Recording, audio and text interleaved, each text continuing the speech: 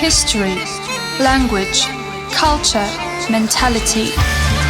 Experts, activists, and concerned citizens' opinions on what it means to be a Belarusian. Identity. Welcome back. Arseny is at the mic for you.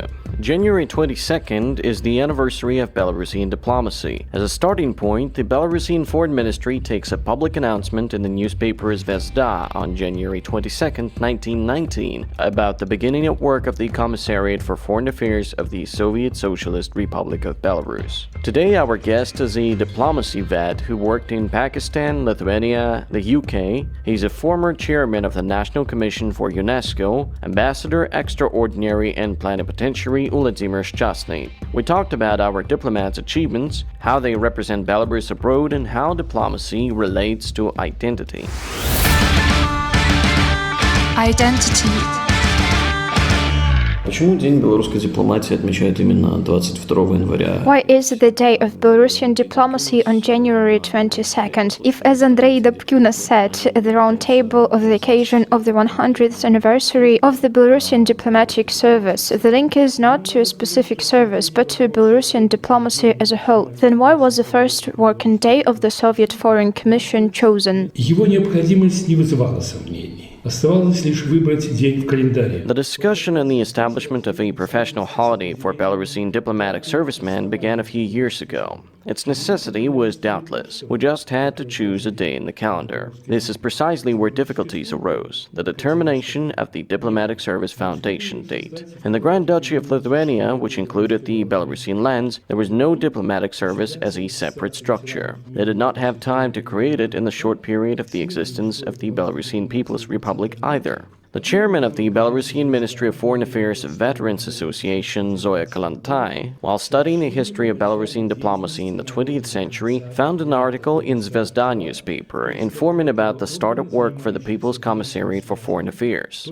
The article was dated January 22nd. That was the first body dealing with foreign relations of the new Socialist Soviet Republic of Belarus. That's how our country was called back then. And on January 22nd, 2019, the Day of the Diplomatic Worker of the Republic of Belarus was first celebrated as a holiday of Belarusian diplomacy with its centuries-old history, which began with the international contacts of the Polotsk Principality. А как бы вы определили основные задачи? How would you define the main tasks of Belarusian diplomacy? Задачи внешней политики Республики Беларусь законодательно закреплены в законе. The basic principles, goals, and objectives of the foreign policy of the Republic of Belarus are fixed in the 2005 law on the approval of the guidelines for the domestic and foreign policy of the Republic of Belarus. The geographical position of the Republic of Belarus implies the multi-vectored nature of its foreign policy, cooperation with partners in various regions of the world on the basis of principles of peacefulness, equality, and mutual respect, non-interference in internal affairs, and refusal from pressure and coercion. Particular attention should be paid to cooperation with neighboring countries. According to the mentioned law, the international activity of Belarus is called upon to protect the state sovereignty and territorial integrity of the Republic of Belarus, the rights, freedoms, and legitimate interests of citizens, as well as to create favorable foreign policy and foreign economic conditions to increase the welfare of the people, develop the political, economic, intellectual, and spiritual potential of the state. For my part, I would like to add that there is a need for our country to find its place in the international division of labor, which means identifying niches in the world economy in which Belarusian goods and services would be especially in demand and thereby certainly competitive. В советское время что делал МИД Беларуси? What was the diplomatic service like in Soviet times? What did the Ministry of Foreign Affairs of the BSSR do, and how was its activity dependent on the Ministry of Foreign Affairs of the USSR? Надо сказать, что Беларусь может с полным правом гордиться. Belarus can rightfully be proud of being the founding state of the United Nations. It was participation in the UN activities and its specialized agencies that largely determined the content of the work of the Ministry of Foreign Affairs of the BSSR. Its orientation was naturally coordinated with the USSR Ministry of Foreign Affairs and with the foreign affairs agencies of other socialist countries. By the way, the development of a common position on a specific direction of foreign policy within groups of countries is a common occurrence for modern diplomacy. For example, the countries of the European Union voiced joint statements on almost all significant issues discussed within the framework of international organizations. At the same time, the BSSR acted in the framework of the UN and with its own initiatives. At the first UN session in 1946, the Belarusian delegation took the initiative to adopt a resolution on the extradition and punishment of war criminals. On the agenda of the 14th session, on the proposal of the BSSR, the I-Team International Promotion of Research in the field of cancer control was included. The resolution adopted on this I-Team led to concrete results, including our own country. The Belarusian delegation oversaw the elaboration of the positions of the socialist countries in areas of UN activity, for example, on disarmament issues and human rights. The adoption of a resolution on minimizing the consequences of the Chernobyl accident in 1990 helped mobilize the efforts of the world community to provide specific assistance to countries affected by this technological disaster. However, the main result of Belarusian participation in the UN was the receipt by our country of the status of an international law subject. Что бы вы поставили в ряд главных достижений белорусской дипломатии? What would you consider as the main achievements of Belarusian diplomacy during its existence? Янка Купала в своем стихотворении «Молодая Беларусь» In 1913, Jan Kupala expressed a seemingly impossible dream in his poem Young Belarus. Take, O my young Belarus, your rightful place among the peoples. Today, Belarus is a sovereign European state which pursues an independent, peace-loving foreign policy, actively cooperates with countries on all continents. In a short time after gaining real sovereignty, it managed to solve critical problems. For example, issues of borders with neighboring countries were resolved through negotiations without harming the national interests. At the same time, Belarusian diplomats made a significant contribution to activities aimed at solving problems in the field of foreign policy and economic cooperation. A lot of effort was required to strengthen the diplomatic service itself. In a relatively short period of time, diplomatic relations were established with 174 states. Today, 57 Belarusian embassies represent Belarus in 107 countries. In addition, there are 2 permanent representations in international organizations and 9 consulates are functioning. С какими странами, кроме стран бывшего Советского Союза, у Беларуси? With which countries besides the former Soviet Union Belarus has close historical ties? Руси исторически сложились с соседними странами. Belarus has historically developed the closest ties with neighboring countries, Russia, Poland, Ukraine, Lithuania, and Latvia. Being in the geographical center of Europe,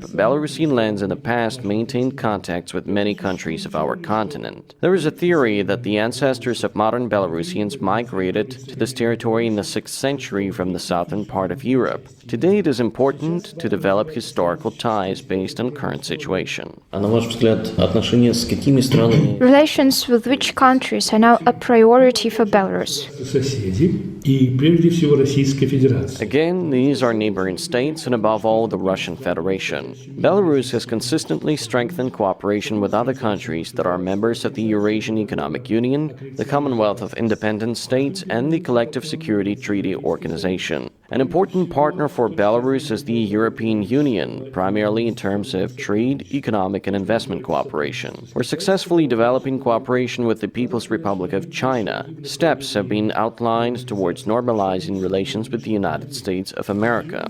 Certain hopes are placed on economic cooperation with new partners, countries of Asia, Africa, and Latin America. А какую роль Беларусь играет в регионе? What role does Belarus play in the region? Is it really an effective platform for negotiations between conflicting countries? Привлекательность нашей страны как платформы для международного. The attractiveness of our country as a platform for international cooperation is confirmed by the choice of Minsk to host the CIS headquarters. Meetings of the Trilateral Contact Group on the peaceful settlement of the situation in the east of Ukraine are also held in the capital of our country, and the agreements it has reached are called the Minsk Protocol. Как вы считаете, контакт с другими странами и народами. Does contact with other countries and peoples contribute to national self-consciousness, or does it all depend only on the internal cultural content? Всегда выделялись среди коллег-дипломатов Natives of Belarusian lands have always stood out among colleagues of diplomats not only by such national traits as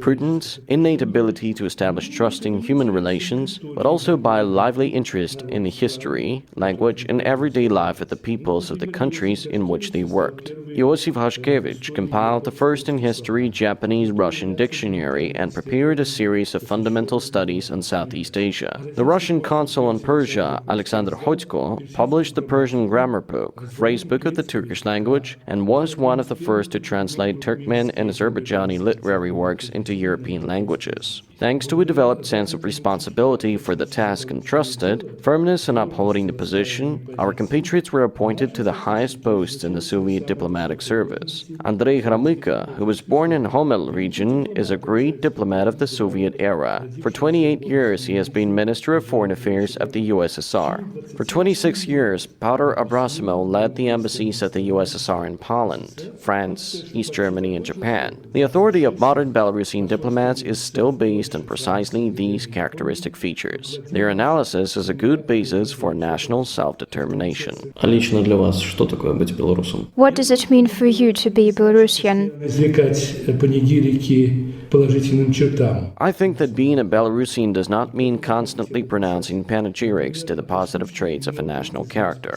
One must remember about the negative too. For example, about the inherent passivity of many of us, often perceived as sufferance, inertia pretending to be consciousness, and the constant desire to complain over trifles. And yet, with all these shortcomings, the Belarusian people managed for a century, despite incredible trials, to go from the population of the Northwestern Territory, who wanted to be called humans at least, to the titular nation of a sovereign state in the center of the European continent. Владимир Григорьевич, большое спасибо за беседу и с праздником вас. Спасибо, вас также. Identity. Our second guest, Valery Voronetsky, delivered his point of view on the holiday. He worked in Belgium, Austria, and Slovakia, held post as the permanent representative of the Republic of Belarus to the OSCE and international organizations in Vienna, and currently is an MP and a member of the Standing Committee on International Affairs of the House of Representatives. Identity. Почему День белорусской дипломатии обозначили именно 22 января? Why is the Day of Belarusian Diplomacy on January 22nd? If, as Andrei Dobkyna said at the round table of the occasion of the 100th anniversary of the Belarusian Diplomatic Service, the link is not to a specific service, but to Belarusian diplomacy as a whole, then why was the first working day of the Soviet Foreign Commission chosen? I think it would be ethical and correct to address this issue to Andrei Dobkynas himself and to the leadership of the Ministry of Foreign Affairs. I'd like to say that, according to the Constitution of the Republic of Belarus, our state is the heir to the centuries-old history of the development of Belarusian statehood. The Constitution directly refers to this. Therefore, if we take that development into account, then, of course, the diplomatic service developed along with the state. Otherwise, it cannot be, and one without the other does not exist. According to our official historiography, the Principality of Polotsk is the cradle of Belarusian statehood. Then there was no diplomatic service as such, but it was the Prince of Polotsk who made truces, declared wars, and negotiated with neighbors. We know about the active role of Mstislav the Wizard, that in 1222, if I'm not mistaken, an agreement was signed between Smolensk and Riga. There are the names of these first Belarusian diplomats, Yeremy and Panteley. This agreement has been preserved in the archives of Riga.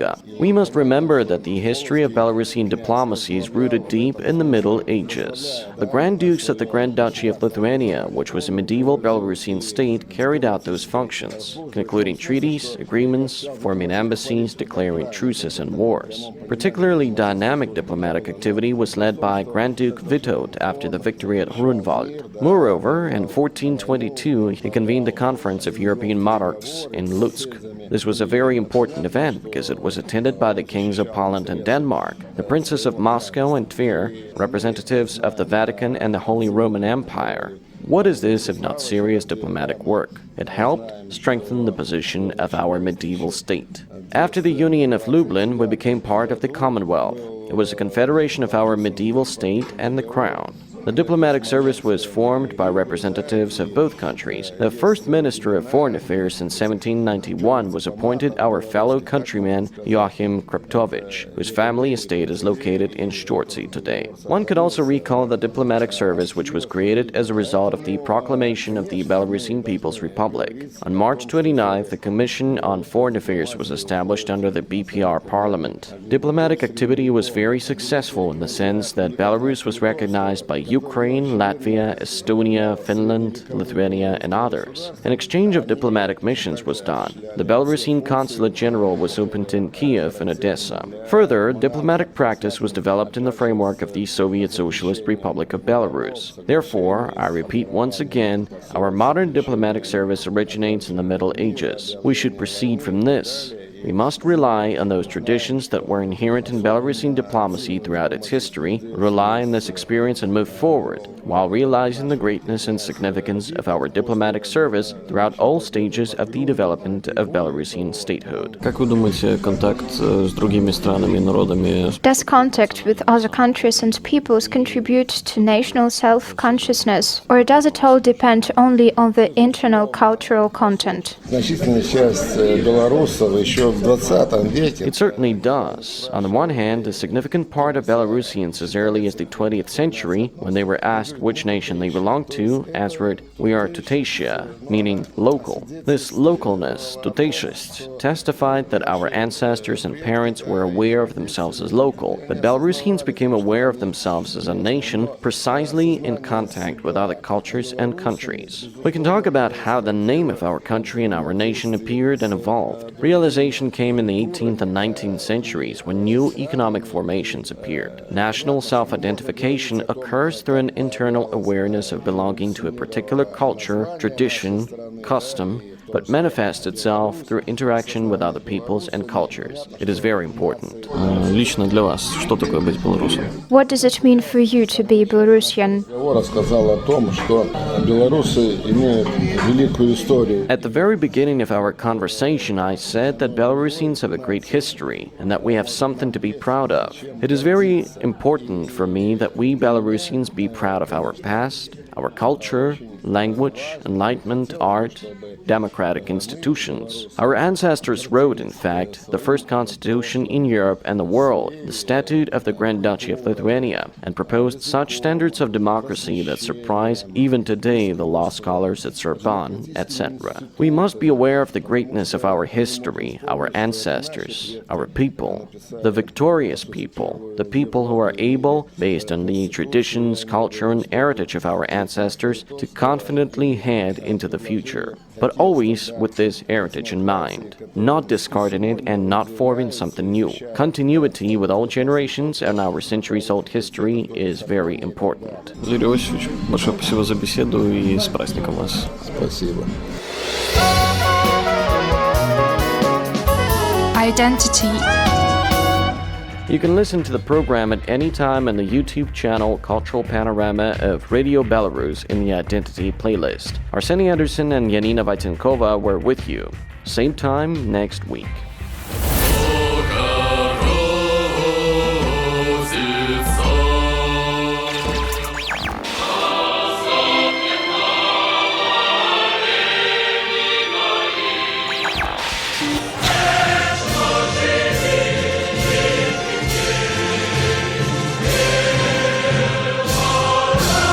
Identity.